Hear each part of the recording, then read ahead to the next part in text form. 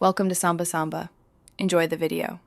You start by confirming your iPad mini 2 and its iOS version so you know compatibility constraints. Once done, free up at least 1 GB of storage because app updates need temporary space.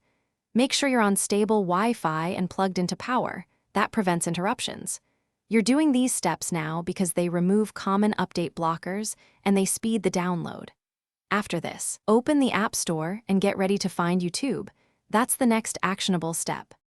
You navigate the App Store next, tap your profile icon and look under Available Updates to find YouTube. If YouTube is listed, tap Update and watch the progress. This installs the latest compatible build. If it's not visible, search YouTube directly and view its app page. Sometimes the Update button sits there.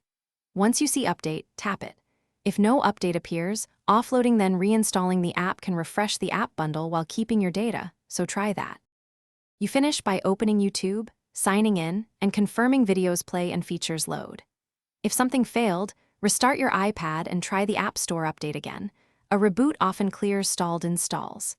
If that still fails, connect to a computer and update or reinstall via iTunes or Finder for alternative delivery. Keep in mind that the Mini 2 older iOS may only accept a legacy-compatible version, so if features differ. Thanks for watching. Consider subscribing if we helped you.